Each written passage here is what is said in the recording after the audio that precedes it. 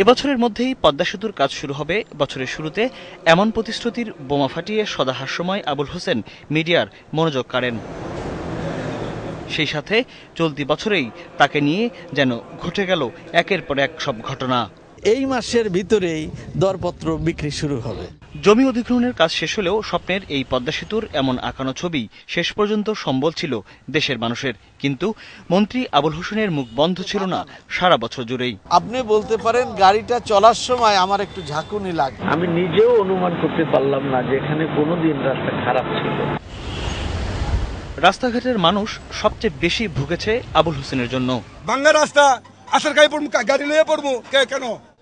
মন্ত্রীরে কইবামু হেরা তো যাইয়া স্বর্গে উঠিয়া বইরেছে, জনগণ মরিয়া যায়।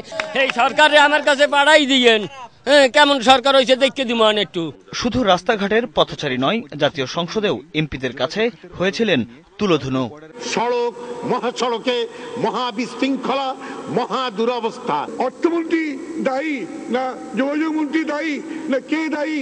একজন মন্ত্রী আরেক মন্ত্রীকে দোষারোপ করেন, কেউ দায়িত্ব নিতে চায় না, এটা তো হতে পারে না। ভালো ভালো থ্রি পিস স্যুট ছাড়া পরেন না, তো তাদের চেহারার যখন দেখা যায় যে খুবই উজ্জ্বল, কিন্তু রাস্তাঘাট এত মলিন হবে এটা তো কেউ আশা করে। তবে কেউ একজন ছিলেন যিনি গরু ছাগল চিনে ড্রাইভিং লাইসেন্স দিয়ে নিজেই আবুল হোসেনের কাতারে নাম লিখেন। গরু ছাগল মহিষ ভেড়ার ছবি তো সে চেনে, আর এই সিগন্যাল তো একটা ছবি। ক্ষমতার মসনদে নিজের অবস্থান ছিল দারুণ শক্ত। এমন ভগ্নদশার বিপরীতে কখনো দোষ চাপিয়েছেন বৃষ্টির ওপর। এত বৃষ্টি কোনোদিনই হয় নাই। কখনো 5 বছর আগের বিএনপি সরকারের উপর। বিএনপি জামাত জোট সরকারের সময় কাজগুলি দুর্বল ভিত্তির উপরে করা হয়েছে। কখনো বা একই মন্ত্রিসভায় অর্থমন্ত্রীর উপর। একটা টাকাও খরচ করা যায় না অর্থ মন্ত্রণালয়ের সম্মতি ছাড়া। বাজেট পাস হওয়ার সঙ্গে সঙ্গে ওটা তার টাকা। অতঃপর নিজেকে কি বলতেন তিনি? I am totally and completely honest man and I am a proven honest man. আর তাই তো ফলাফল শূন্য শূন্য সব দিক থেকেই। যানজটে আটকে থাকা রাজধানীর মানুষের কাছে মেট্রো রেলের এই আঁকানো ছবিও তাই ধূসর হয়েছে।